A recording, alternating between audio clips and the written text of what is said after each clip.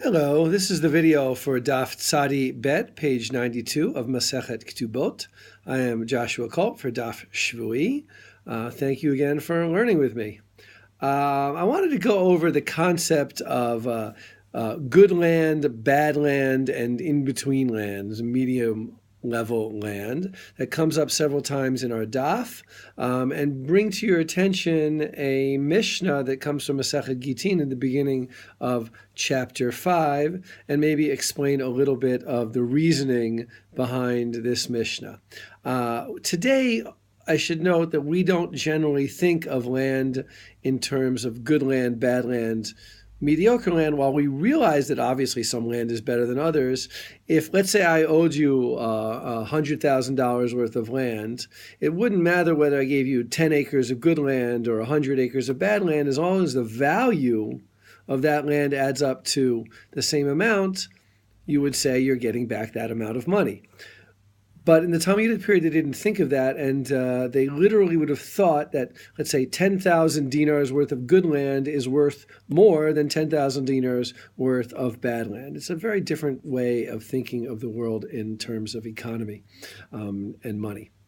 So the question is, who gets from good land and who gets from bad land? So the Mishnah in Gitin says, Hanizakim, people who were damaged or damages, are paid back in the best of land, what's called idit in Hebrew or in Aramaic.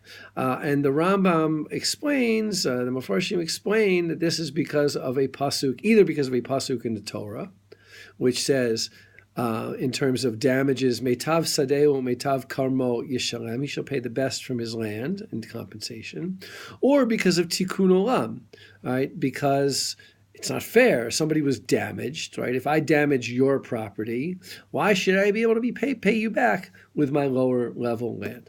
So that's sort of the baseline for Nizikim. Bal Chov B'Beinunit. So a debt is paid back with middle level land, meaning if I borrow money from you and you come to collect my land, you have a right to take, if there's several different types of land available, you have a right to take my middle level land, but you do not have a right to take my top level land.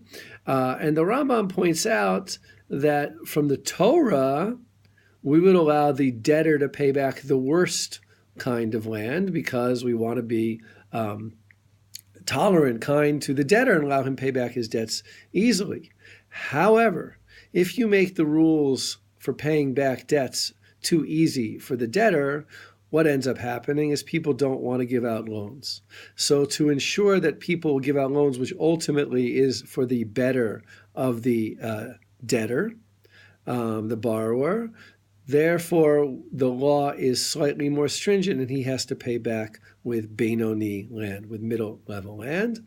And when it comes to the Ketubah, there is a machloket. So the Tanakama says the Ketubat Isha Beziburit, that a woman's paid back in the worst of land.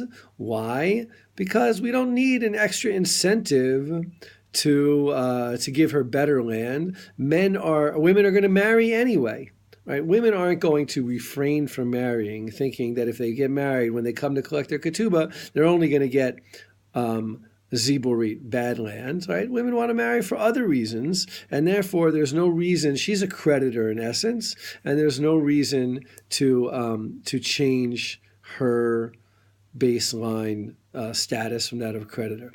And Rabbi Meir says, Af Ketubat Isha B'Beinonit. Rabbi Meir, for reasons which are debatable, he says even a woman gets to collect her ketubah from middle level land.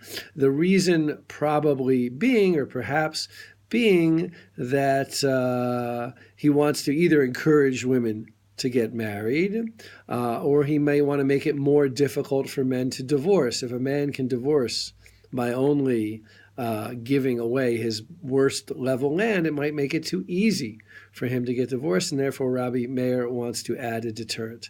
So that's the nature of the three types of land: idit, top level land; Beinonit, middle level land; and ziburit, bottom level land, and all of their various rules. I hope it helps you a little bit in understanding this daf and other dapim as well.